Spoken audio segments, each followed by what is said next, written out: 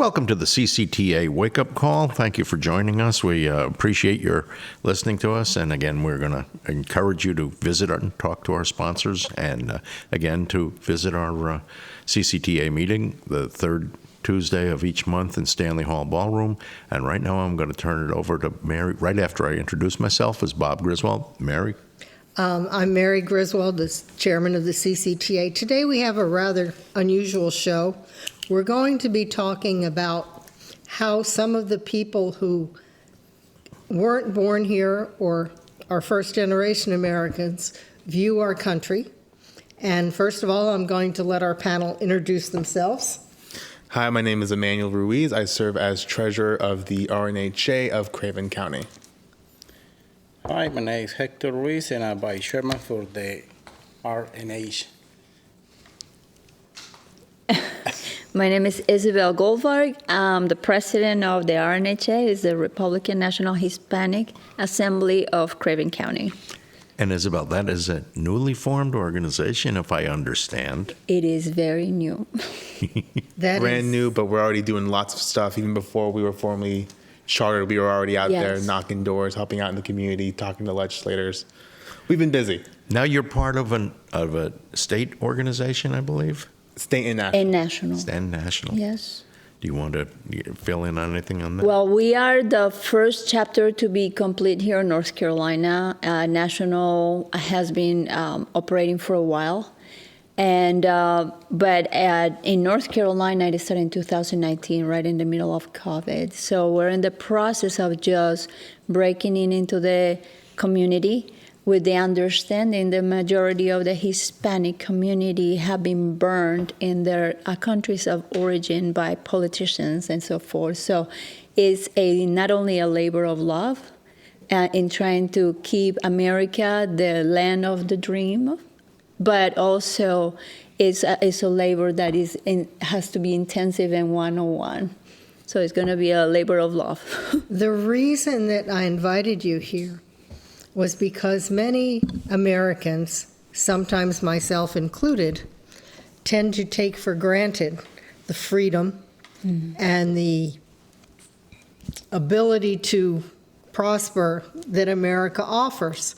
And I firmly believe that legal immigration brings people here who have a fresh perspective on what America means.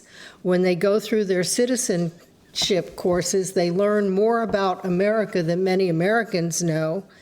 And I believe that legal immigrants bring new energy into the country and a much needed perspective. Now, I'm going to start with you, Isabel, and I'm going to ask you to tell your story of how you got here. No, I got here, I came here visiting my cousin for supposedly 3 months just because I was burnt out. I used to work for a tool manufacturing company in South America. I was the international sales representative, and I was just tired of traveling.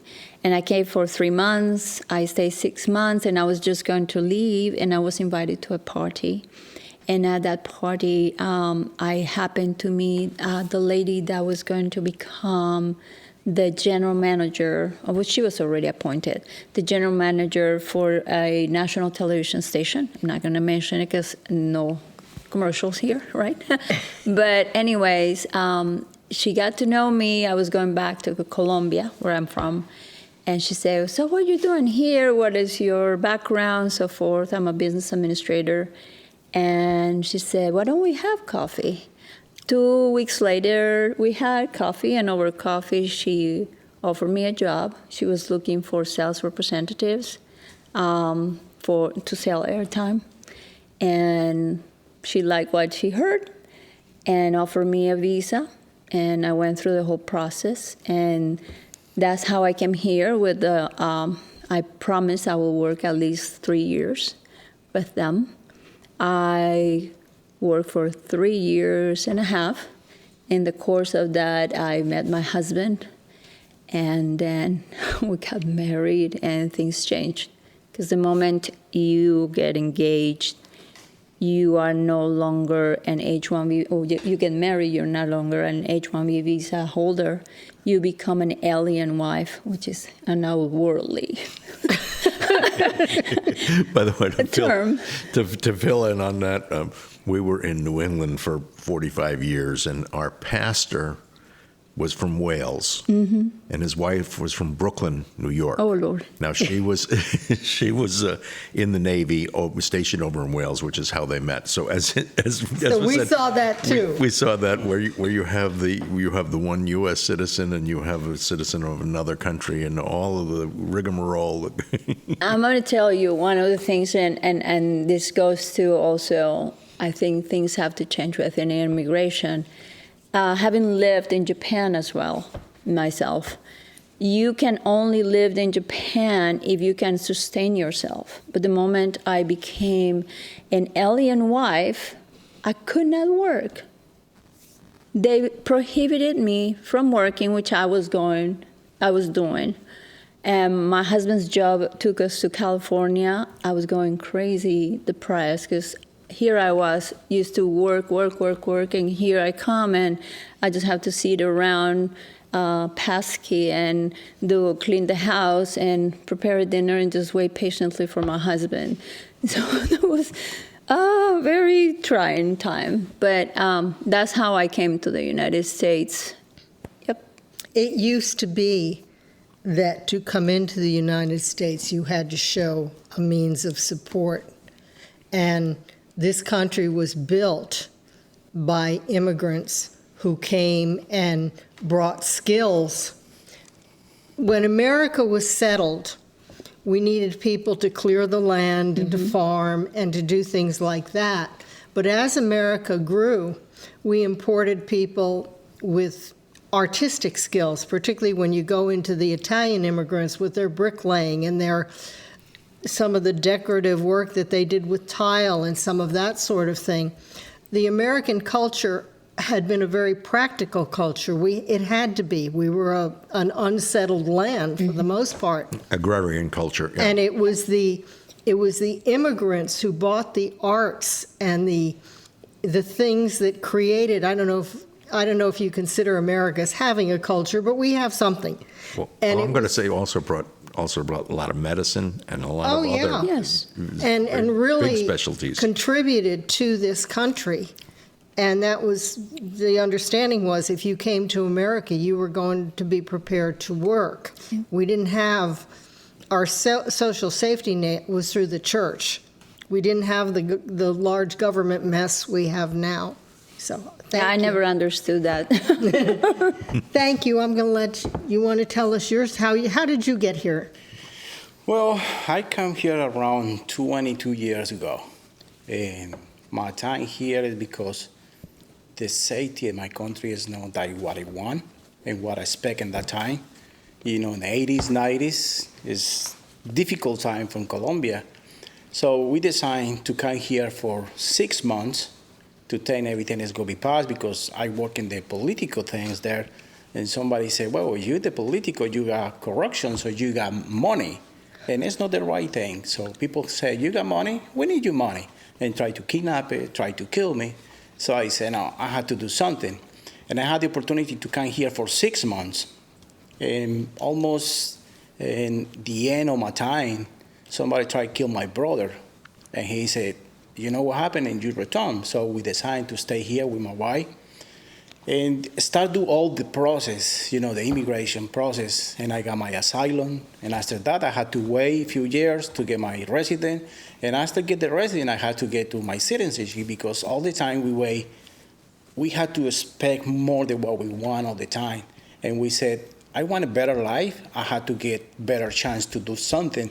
So that's the only way I can do it, when I go all through the immigration to get my citizenship. Finally, when I got my citizenship, of course, more open is door, because and you got your papers, you get more chance to do a lot of things. And well, now we're working here and try to see how we change our community, because I start see the same thing what I see in my country. And I say, it's not the way what I want for my family, for my new generation. Like my son is going to be the first American-born generation here. And I said, that's not the country what I want for my son. I want a better country. And what I had to do, well, start meeting with people like you and try making better community for, not for me, just for the next generations. And by the way, that's something that's also to the natural-born U.S. citizens. That's something we need to do, is make sure that it's better for the next generation. Yeah. Also. Now, Manny, you were born here, I was born stateside, yes, ma'am. but you, I suspect, have experienced things growing up as a Hispanic child that maybe an American child might not have experienced. So you want to tell a little bit about your story? Coming from a community, like my dad said, you come to the country, it was supposed to be just 6 months, but it ends up becoming 22 years. To give you just two specific areas, we did not have extended family in this country. Mm. My dad left his sister, she was what, 12 years old? A little younger? 12. When he left. When he came back to the Columbia a couple years ago, she was married and had 2 kids. Wow. She left a 12-year-old and came back to a family. That's the family that he left behind. Mm-hmm. So I didn't grow up with aunts and uncles and grandparents. Mm-hmm. No, I grew up with Pastor Tobin being my grandparent, with Uncle Don, with such and such a person, filling in those familial roles within the church, and also just both being Spanish speaking and both being English speaking, having to bridge that gap for their sake, being able to explain, hey, here's what it's saying in English, here's what this is saying in Spanish, or having to do a multitasking type of thing there. Thank you. It's interesting to hear the perspective of you two having come here as grown-ups and going to work. Now, it's amazing to me, opportunities just opened up for you when you were visiting. I blame God for that. Okay. Well, that's the teaser for going to the next segment. Okay. Folks, I just ask you to visit and talk with our sponsors and supporters, and we're going to take a quick break.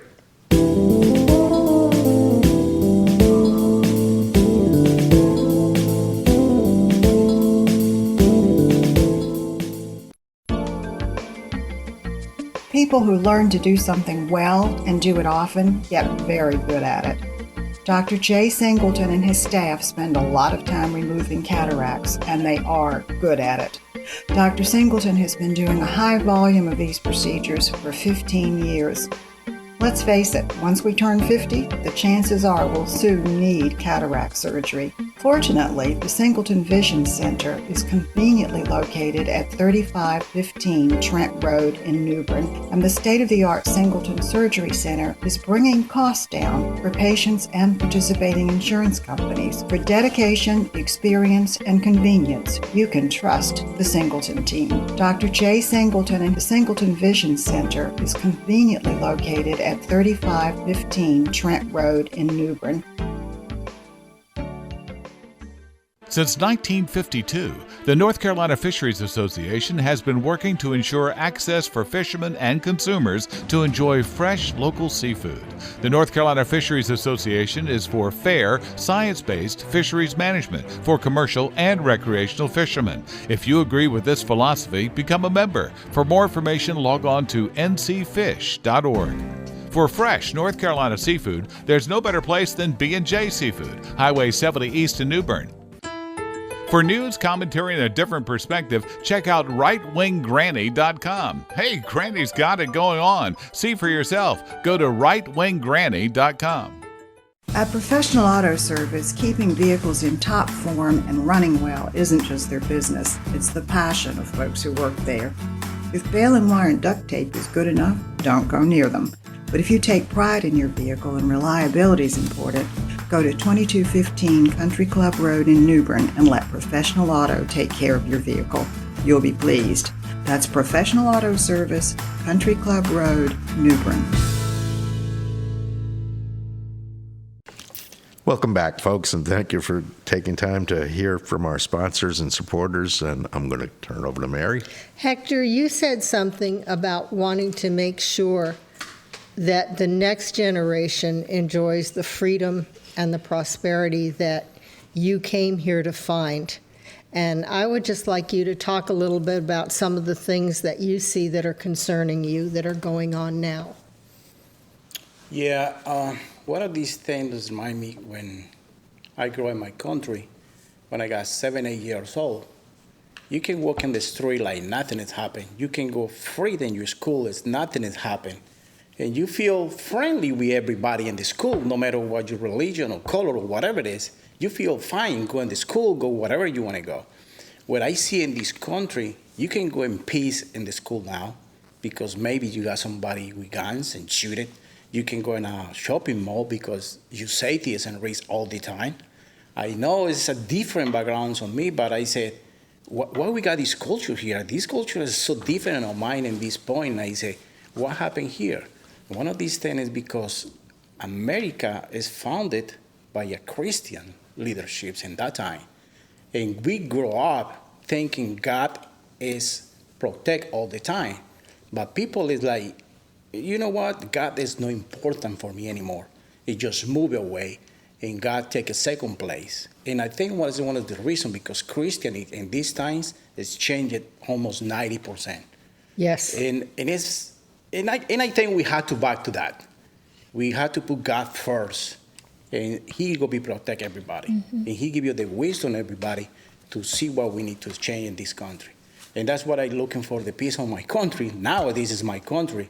I want people go whatever He want to go in peace, no terrified something is going to happen.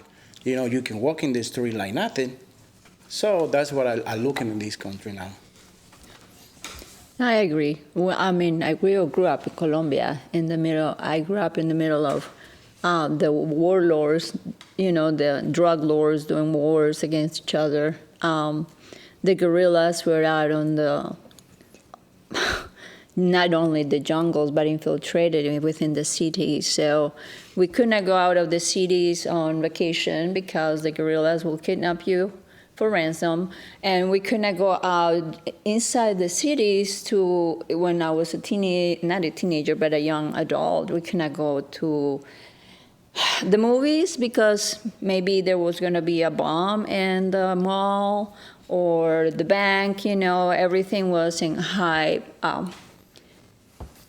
It was just terrible. I can remember at least 3 times we were evacuated from my university because such and such was studying there. It was the daughter of the son or the whatever, and there were 3 threats of bombing. So, and it was very normal. Just you're studying or whatever, and all of a sudden, boom, and you knew there was a bomb that had been detonated somewhere. So, it was a very unrestful time for us.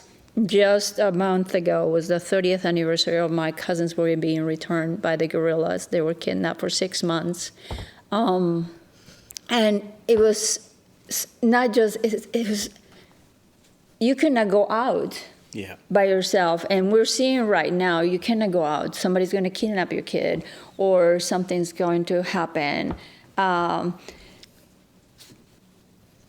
Before, I thought there was no corruption in the government here in the United States, and I think that just living here has opened my eyes to wait a minute, maybe there is.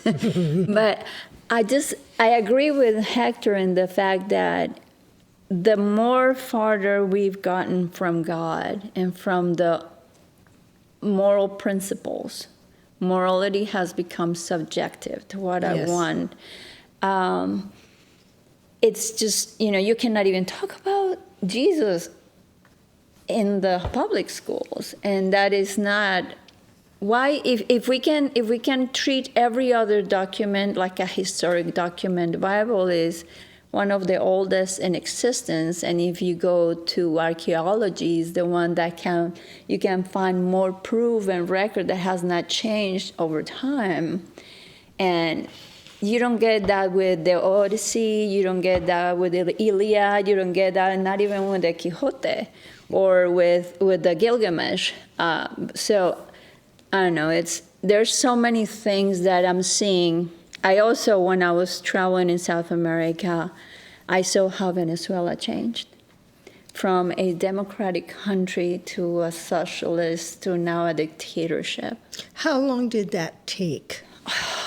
Well, the sad part is that people were so disenchanted with the normal And the divide was created. Oh, the rich and the poor and all that stuff. So yes, people voted at the beginning. They voted for Chavez, hoping for that change, and they believed him. But soon thereafter is when I have friends that used to work in PDVSA, which is the petroleum company. It was nationalized first. And thereafter that, you could not say anything wrong against the government because you were canceled, you were kicked out of the company, and then they started monitoring and telling the radio stations and the TV stations what they could and could not say. Many of them were closed. And the secret police, and I know this because I have clients that were of families that were not originally from Venezuela. They were immigrants, first, second generation there. And what the Chavez secret police started doing was they were doing their own kidnappings for ransom. And they would just go and call you. Let's say, for instance, they kidnap Mary, and they say, Bob, we have Mary. You're gonna give us money, or they will take Mary, and they used to call it the millionaire's trip, because they will go from one ATM to another one until they depleted your accounts. And you could not say anything or alert anybody, because otherwise you could not see your wife or your children. Witchcraft started pouring into the government. There was a lot of things that were like, what on earth is going on? And I'm here, is not that I'm seeing it, but I'm seeing a lot of indicators of those so-called social movements that are not necessarily looking for the good of the people, but for the power of self. Mm-hmm. And it's very troublesome. Well, also, I'm going to interrupt for a moment, but also the complacency of most people, because now I grew up in the New York City area, mm-hmm. Okay, and when you read the paper now and you see somebody is being assaulted on a subway or whatever else, nobody steps in to stop that. They are filming you. They don't step in, and when I grew up, you were not going to get away with insulting somebody, much mm-hmm. less assaulting somebody. Yeah. One of the things I remember about the early days of Chavez was that when the country took over the oil rigs, they didn't know how to properly maintain them, and the production dropped drastically. Yes. And that was when the country's wealth began to diminish very quickly. And the problem with socialism, I mean, on paper, I think socialism on paper sounds wonderful. Mm-hmm. Everybody has everything they need. We'll have to disagree. I think it still sounds awful on paper. No, but I mean, everybody has everything they need. And I mean, it sounds like, wow, isn't this They have good nuts? marketing, yeah. But the problem is, when you have a free market, you have incentive to do something well. Yes. When you have a socialist society, you really don't, because if you do something well, it really doesn't matter. You don't get rewarded. And there's a lot of ignorant people that think that some countries in Europe are socialist and there's welfare for everybody and everything works hunky-dory. But they have not really gone and understand that there's a free market society within these countries. And that's what makes them different. Everybody contributes, yes, but everybody works and they can, have their own success and feel happy and proud of what they're doing. It's not this, I'm going to give you everything, you just sit there and do nothing because there's no reward. I don't know if this was included in your citizenship courses, but Jamestown, Virginia, and Plymouth, Massachusetts were under the same charter when they were settled. And those charters called for communal living. And the governor of Massachusetts, after everybody almost starved the first winter, said, this isn't working. We're going to give every family their own plot of land, and you're going to trade and barter and get what you need. And the crops tripled. Of course. And nobody starved. because it was the beginning of the free market. Now, Jamestown, I believe, failed as a colony. I don't know the history totally. It almost failed until they did a very similar system. They did the same thing, okay. But the change in Massachusetts was going to the free market system. That made the difference between, and landing, the Pilgrims landed in the fall. And the fall in New England is not a place Peter. where you want to settle. No. Because you can't grow anything because it's cold. And they were right where they were. You got that wind coming off, that cold wind coming off the ocean. It was not a friendly place to be. Jamestown had much better odds because they had better weather and they had a shot at getting some crops going. And that's not saying that their societies were perfect. No. There's But no they perfect learn. society. We are a bunch of imperfect people, and that's what makes me make me think it's so funny that people cancel other people. Become like, who gives you the right? Yeah, why are you any better than the person you're canceling? Yes. But you see that kind of censorship going on now. And you saw it with some of the cable companies who got rid of One America News. They tried to get rid of Newsmax, but that got straightened out.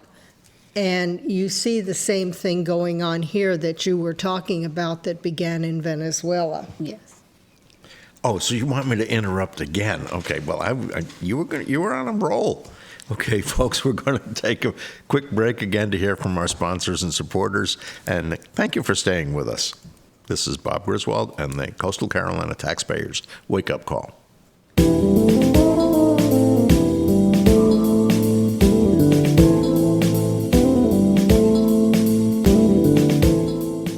Torque Transmission and Automotive Repair is the transmission physician in the New Bern area. If you're experiencing transmission problems, call Charles Grover at 252-637-2399 or stop by the shop on 17 South in New Bern. Torque can install a new or reconditioned transmission, or they can rebuild your transmission if that's what you prefer. See Torque for a variety of minor automotive repairs like brakes, tune-ups, and water pump. You can count on Torque Transmission and Automotive Repair. For news, commentary, and a different perspective, check out rightwinggranny.com. Hey, Granny's got it going on. See for yourself. Go to rightwinggranny.com. The God and Country Christian Alliance has a simple mission, but it is a profound one. They want to inform and educate the public on issues of moral and political concern. They want to restore the Judeo-Christian values upon which this nation was founded to all levels of government. And they want to encourage and activate pro-family voters. Simple, but not easy. The God and Country Christian Alliance meets the third Monday of every month at Moore's Barbecue on MLK in New Bern. Meetings begin promptly at 7 p.m. and end by 8:30. To enjoy dinner with the group before the meeting, arrive between 6 and 6:30. Both the food and the company are good. Meetings include speakers and discussion, and their annual banquets are legendary. Join them on the third Monday of each month for a refreshingly candid view of the world and our place in it. Just who are these people doing this CCTA program? They're people like you, a photographer, someone that ran their own business, someone retired from the military. Just people in the community that love this country and have a desire to do their part to lower taxes and shrink government, to protect individual liberty, and to preserve the U.S. Constitution and free enterprise system. We welcome you to come out to a meeting. If you like what you see and hear, there's a place where you can contribute to the cause. To learn more, go to cctaxpayers.com. That's cctaxpayers.com. The group meets every third Tuesday at Stanley Hall Ballroom in downtown New Bern to enjoy a fantastic speaker and report on CCTA activities since the last meeting. If you've been disappointed with rising taxes and government intrusion, don't just complain. Join Coastal Carolina Taxpayers Association and make your voice heard. Welcome back again. Thank you for visiting our sponsors and supporters. Manny, I'm going to you. Go for it. Yeah, so right between these conversations, something came up to me was the idea of, we saw the U.S., after its war for independence, become a global superpower. But we've never seen that for Latin America. Latin America doesn't have a global superpower, it doesn't have this great reach, it doesn't have anything because it's been so self-focused in self-turmoil for the last 200 plus years. Part of that was because they're going through the same situation we're now in back then. They have socialism for the ultra-rich and this crony capitalist system for the ultra-poor. And there's no middle class. There's no chance for people to be able to get, like you said with Plymouth, they never had the chance to get their own piece of land. Rather, it was all owned by the great warlord in the area or the great general or the great landowner who then went to the government for a bailout every time his crops went bad. It's the same system we're now dealing with a lot of these mega corporations. They go to the government asking for their bailout to bail out for their own mistakes. Two good examples of this are looking at Chile and Argentina, the two countries there in the south of South America. Both of them have very similar systems, but started off at very different points. Chile started off dirt poor, while Argentina grew to become richer than the entire British Empire at one point. And then all of a sudden, in the 1940s, in walks Juan Perón, this great legendary leader who gets everyone really, he has this incredible amount of charisma. Great look, and he cares about the people. He's this new wave of left-wing socialism carried in with patriotism at the same time. He comes in and ruins the entire country. And for over 80 years now, Argentina has been in a death spiral thanks to the legislation started off by the dictator Juan Perón. To this day, I think they have a 200% inflation ratio right now. Now let's look over back at Chile, who started off dirt poor. They had their own dictator who, instead of going into socialism, said, no, we're going to give people freedom in the market. Gave them free market systems, and guess what? Now they're one of the richest countries in all of Latin America. They have some of the best healthcare systems, and they have some of the best educational systems because they gave educational choice. And they got complacent, and 2 years ago, they voted for a socialist guy that was very charismatic, and now he's threatening to take away private property with the stroke of a pen. But look at Argentina now. Argentina has had 80 years of corruption and death spiral, and they're having their elections here in just a couple months. The two top candidates are being compared to Margaret Thatcher and Pat Buchanan. That's how far to the right they're going because they got so sick and tired. There's one person who's an outright Austrian anarcho-capitalist as one of the front runners in the race. That's how far right they're going, how free market they're going, because they saw socialism didn't work and they got fed up and they said, you know what, we're going the other direction. We're going to go towards markets. We're going to go towards free capitalism. We're going to go towards giving people a chance to live their lives without government intervention. Don't you wish we could do that here? I think we have an opportunity. We had an opportunity in 2012 with Ron Paul where he had a lot of faults, I'll give him that, but he had a lot of this new movement where he said, it's time for reform, it's time to go towards free markets. And I think you're going to see a new movement of young people, and a lot of older people are waking up after COVID, where they realize government isn't here to help us, it's what's stopping us, it's what's holding us back. Let's free the market, let's free the people, and you're going to see a lot of these new things come up. You're going to see a very similar situation to Argentina, where hopefully we don't get 200% inflation, but we'll instead get a chance to rebuild and a chance to reform our systems where we could become free citizens again. Do you think COVID was the wake-up call for America in terms of government overreach? For a lot of us. Yes. I remember it took us, at least for me and my dad, it took us longer to get the click. I was already conservative. I was already active in politics on the right. But I was like, I can kind of trust the government. You know, they probably have my best intentions with this vaccine. Got the vaccine because I was working at a school at the time. Boy, do I regret that now. Because you realize the government did not have our best interest in mind. They don't actually care about me. I'm just another statistic to them. Whether I live or die, they're not my family. They don't care about me. I know I can trust my dad. He's a great man. I know I can trust my mom because they have my best interest for me. I can't trust President such and such. I can't trust Senator such and such. I'm sure some of them are great people, but you can't put their trust like we did before. I see a dichotomy right now in our midst, and I think that's why our country is so divided. There are some people that just drank the red pill, and the other ones drank the blue pill. And they drank the Kool-Aid as well, like people say. But what I see is like some people have, like you said, opened their eyes. I can help this thing go better, let's work. I mean, I'm one of those. But then there's other people that are still living in fear. They are still going around with masks on their faces, even though everybody says don't wear them anymore. That's more harmful for you. I don't know.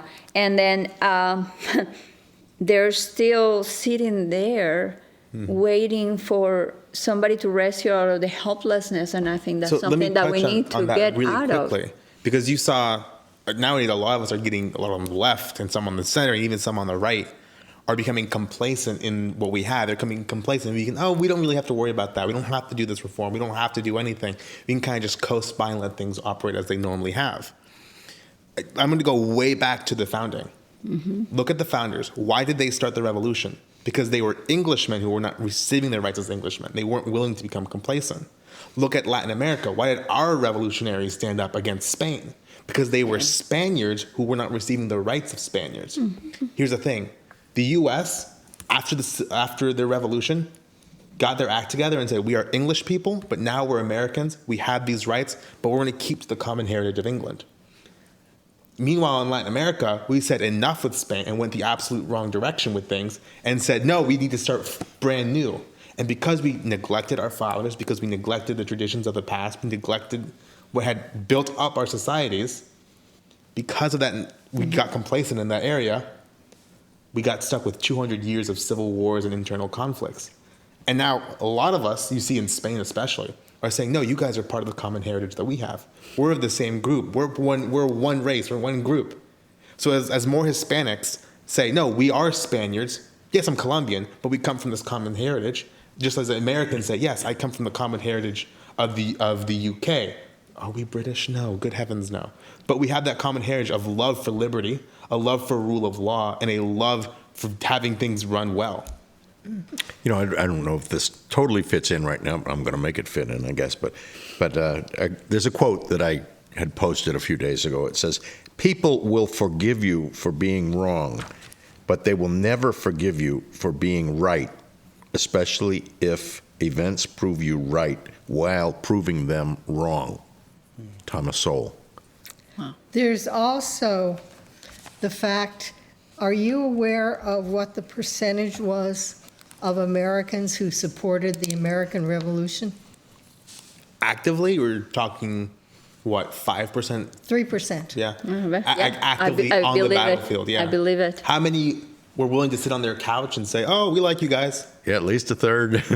Sure. And how many more of them said, no, we back the monarchy? Like, we had a division. But how many people said, no, I'm going to step up to the plate and fight? Now, there was a time, and I remember, I'm old enough to remember this, when you could have some degree of trust in your political leaders. The kind of corruption we're having now has always been there. Yeah. It's nothing new. It's But I exasperated. think the degree of corruption that we are seeing now, and the fact that it's out in the open, I mean, to go back to the Kennedy years, there was stuff going on in the White House in terms of morality that just shouldn't have been during the Kennedy years, and the press covered it up. They knew it was happening. They just, the whole Marilyn Monroe thing and everything, the press knew about all that. They just didn't report it. It wasn't what they wanted to do. If you had that same scenario today, it would be we the have front. that We same just scenario. did. We We do have it right now with Hunter Biden. Well, that's true. Well, but most of them are choosing not to report it. That's But fair, yeah. If you had it with a Republican, it would be all over the front pages of everywhere. Yeah, one of these things you have to look at in this time is we got technology. And technology helped to discover a lot of things. In our time, you trust in your government because you don't see a lot of things what happen inside. You have to go inside to see what happened, right? Now you don't have to go be inside to see what's going on in your government because somebody's going to be doing it for you, right? But it's not enough because you say, okay, the news said this, the radio said this, he said this. What are you doing? You do something to make a change, or just said it's okay? Like with normal life, we only worrying for what happened in my box, but what happened outside the box. Outside the box is affect my family, my future generation, or just me. So we had to thinking on this because government is never going to be changed. And why? Because we not made the change. And we take a step and say, I want to make the change, even as a small change in your community. Somebody's going to be looking at that and say, look, we have to look forward of this and go more and more and more and making more changes for our community. The other part of it, too, is that the one thing that we have that's a very mixed blessing for the politicians, but I believe a blessing for the public, is everything is recorded somewhere. Yes. And every statement that they have ever made, you can probably find a video of somewhere. So when they start contradicting themselves and say, well, I never said that. Well, as a matter of fact, here's the tape.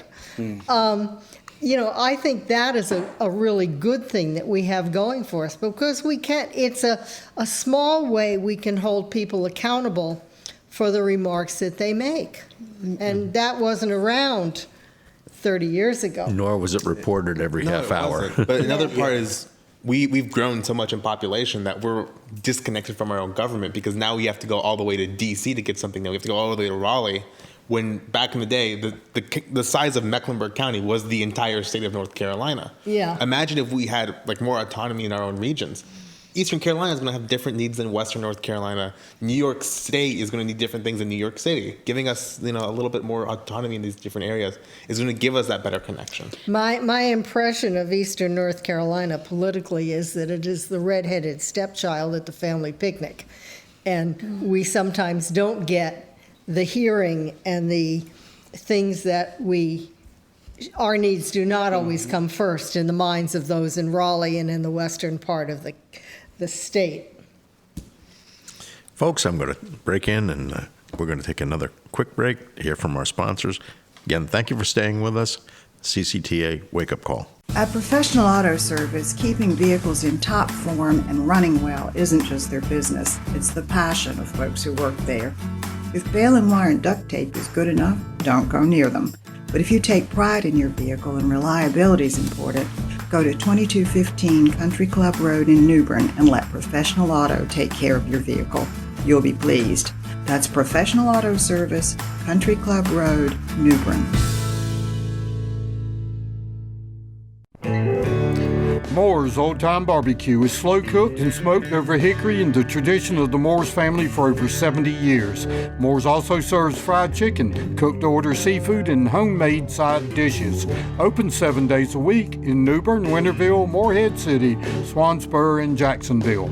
Moore's will cater and deliver anywhere you want your truly traditional barbecue and fixings delivered.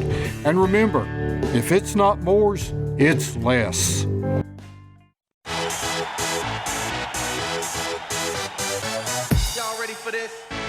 The County Compass is a rapidly growing, free weekly newspaper throughout eastern North Carolina. At the County Compass, we believe small business is the future of our great nation. Many small business owners have discovered that an ad in the County Compass each week is the most effective, the most affordable way to reach thousands of readers from all walks of life. At the County Compass, we focus entirely on local and regional news, coverage of important issues that directly affect your life. At the County Compass, we love our readers and we love our advertisers.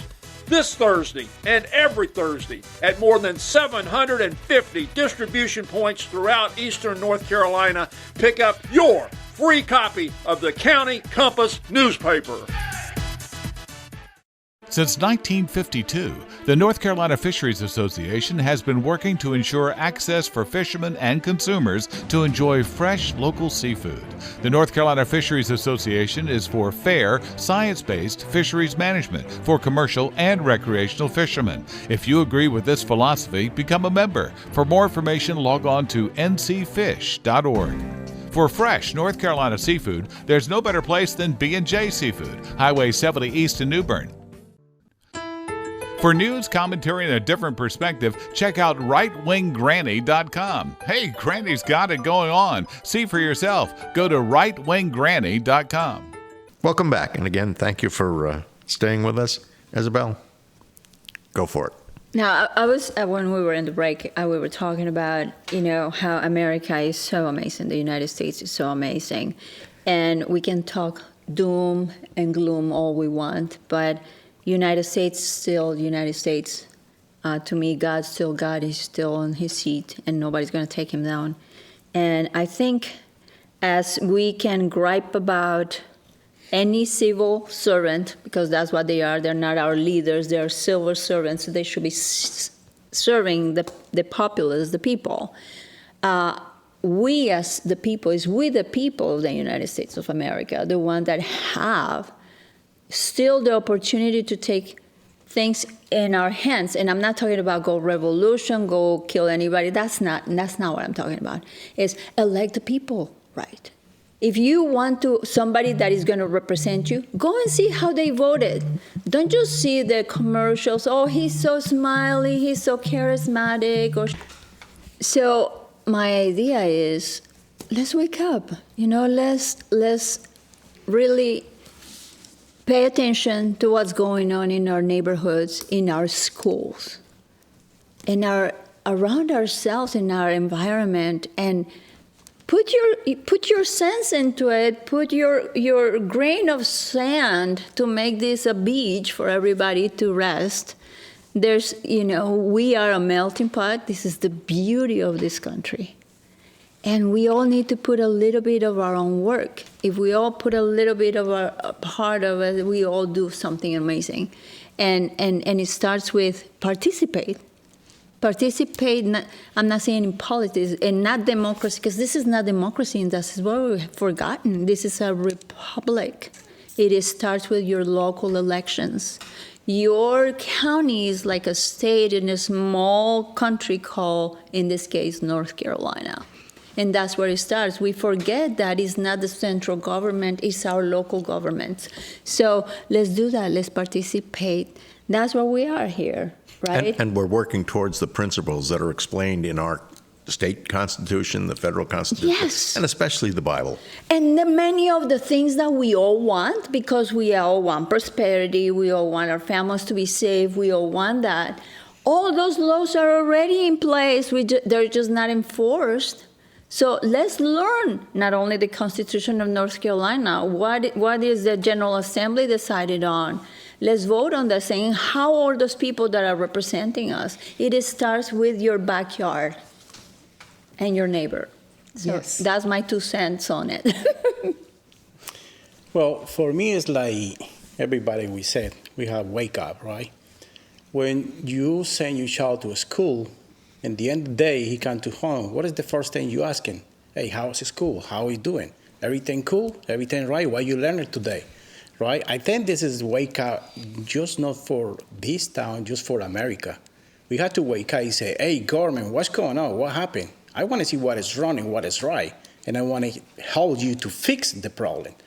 And I think is one of these parts what I said first is because we put God in second place. I think this is the time we have to wake up America, incline America for Christ again. Because, of course, it's not only just I go be pray, I go be this. No, it's not going to be easy thing. But God got control. And again, he could give you the knowledge, every single person, to do the right thing. And we do the right thing, it's going to be, like Isabel said, we have to participate it in our community, get involved in every aspect of the political things. Because that's what we're looking for. We're looking for the right people. We have to search what is my candidate. Hey, he can to say a lot of things. It's good, but it's real. Let me find first what is the true or not on you and see what's going on, right? So that's the wake up we do right now. We have to get involved in everything. Go in what the Bible says, we my people, we the people. It's not that person, it's we are the people. And we have wake up and say, hey, we're here to try to make the change. We all have a job. We're not observers. We all have a job. All have a job, yeah. And when you're in the military, the aspect is you get a job, you got your duty. No matter what, you have to complete and be done on that one. It's the same thing. We got a plan here for every single person in the planet Earth. We got that plan, and we had found it and complete. And when somebody said, you don't do that right, hey, I don't do for you, I do for God. And everything is going to be well in His will too. Okay, Manny? I'm going to summarize what we've talked about today in two statements. What we as a group want, what we as a table want, what we as a nation really need at this time is what we want. One, unity. We're sick and tired of all the division. We're sick and tired of all the fighting. And it's time for something to happen where we can finally unify a common flag. Yes. And then we also want freedom. We want unity, not unity under slavery, because we can get that. We could, sell ourselves out to the next Tin Pot dictator out there. We want unity under freedom, under God, a unity that pushes us forward into something better. And we've given all these great ideas. We've discussed history. We've discussed what's happened in Venezuela, what we've seen what happened in Cuba. We've seen the corruption at all levels of government. But I want to give some actionable items, something like we can go out. You folks, maybe you're driving down the road in your truck and you're going to drop off the kids at school later or something. But something you can do today or tomorrow, just something very quick you can do is three things. One, get involved in your local church. I think because churches need to become the backbone of our community again. Yes. They need to become the ones who are leading the charge. We've seen a lot of churches. I have to give credit to the folks out in Idaho. There's good churches out there who are doing incredible work out there to reform their community. We're seeing Oklahoma. It's the churches who led the charge to help try to abolish abortion in those areas. We have so many of these great churches around the country. Let's bring it here to Eastern Carolina. Folks, give it a chance. I know some of us have issues with churches and all that, but find a church where you can feel comfortable and then get involved, because they're going to build that social network. You're going to build that sense of community under the common flag of Christ. Secondly, run for office. I think a lot of us folks who, we're everyday folks who are just listening to the radio. We're just, we don't want to get involved in this mess. I didn't want to get involved. No, in this mess. None of us. I think I'm the only one who sought it out because I'm just that type of person. Yeah. Here's the thing, so many of us, look at us Hispanics. We got burned in our home country. Yeah. My dad was running for office back in some country, and he got burned because he saw how corrupt it was. Yes. Here's the thing, we can't let that happen here. There's a story of a Cuban talking to a reporter, and the reporter says, so what do you think happens if communism ever comes to the United States? The Cuban says, that's game over, because there is no other free country in the world. If we allow, I'm not saying we're going to become the Soviet Union tomorrow or in the next 10 years. What I am saying is that if we don't do something, we will allow the left to take over. We will see this progressive left, who isn't progressive, it's regressive, a left-wing movement that will push us so far away from where we were, what we started on, that we will not be able to recognize the country. And it will not be a future that we want for ourselves, our children, and our generations afterwards. So it's time for us to step up to the plate and run for office. Mm-hmm. And to give a facility for that is the group we started. It is the RNHA of Craven County. We got together as Hispanics and people of all races, blacks, whites, Asians, got together and said, you know what, enough is enough. Let's step up the plate and let's form this new group. Folks, go out there and find a group who you are passionate about, like the CCTA. You guys are doing incredible work. Come join them out. They're doing incredible classes. They're doing monthly meetings. Come join the CCTA. Come join the RNHA. Find a group you care about and you say, hey, I like this message, and push it. Push for what they believe in and help grow that group. We had an incredible support from our community. We had over 30 people come out to our event here recently for the RNHA. We're starting up meetings more often. If you want to find more information, folks at home, go to rnhanc.org. Just type in RNHANC in Google and you'll be able to find it right there. But come learn more about us. I don't care if you're black, white, Asian. I don't care what color of skin you have. All are welcome into this group, because you know what? It's time for us to get in the fight. And I think Hispanics have a lot of stuff that we can teach you guys. And we can push forward an agenda, not of division, not of slavery, but a platform of unity and freedom. And I think that's the future we're going to have. I love that. And thank you for saying good things about the CCTA. And I meant every single one of them. They're an incredible group. There are a lot of groups that are doing really good things. And if you're not someone who wants to be part of a political party, you don't have to be. There are a lot of non-aligned groups that you can be part of. The CCTA started probably about 10 to 12 years ago, and it is conservative. We are a 501c3. We are not aligned with either political party.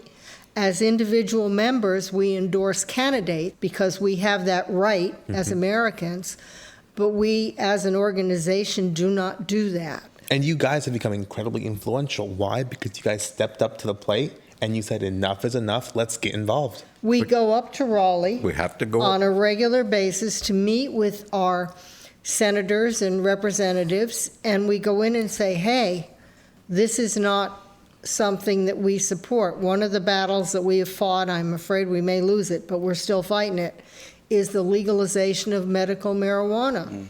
There are some problems with that. There are a lot of problems with it. Oddly enough, the arguments used on that are the same as what were used for OxyContin. That alone should give you pause. It also means that our police dogs, our drug dogs that have been trained to sniff marijuana are no longer useful and are going to have to be replaced to the tune of $20,000 or more a dog. So there are some serious repercussions to just that one issue. But as Manny said, and as Hector said, and as Isabel said, we need to be involved. We need to turn our nation back to God, because without God, we're not going anywhere. Nowhere. Without his wisdom, we're not going anywhere.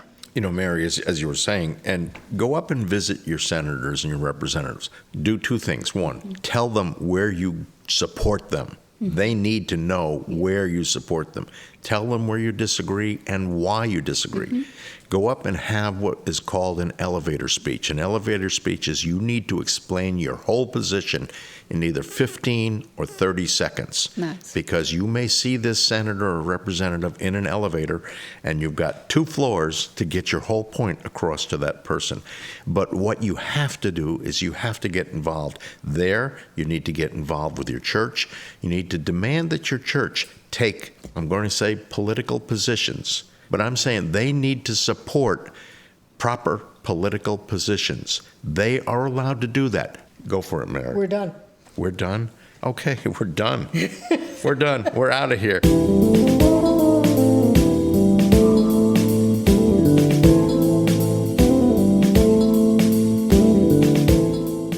Torque Transmission and Automotive Repair is the transmission physician in the New Bern area. If you're experiencing transmission problems, call Charles Grover at 252-637-2399 or stop by the shop on 17 South in New Bern. Torque can install a new or reconditioned transmission, or they can rebuild your transmission if that's what you prefer. See Torque for a variety of minor automotive repairs like brakes, tune-ups, and water pump. You can count on Torque Transmission and Automotive Repair.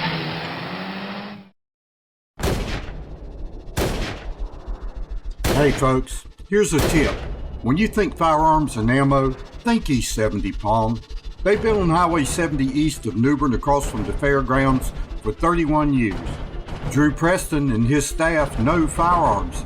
Gun sales have tripled in under a year, and women shooters are the fastest growing part of their business. Their great inventory, over 300 guns in stock, changes daily. And if you want something they don't have, they'll look for it. New and used, rifles, shotguns, and pistols. Buy, sell, or trade. And they also have many holsters, scopes, and other gun accessories.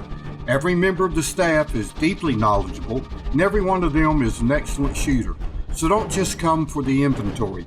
Come for the thoughtful advice. East 70 Palm, your home for firearms, ammo, and answers. Highway 70 East, New Bern, across from the fairgrounds.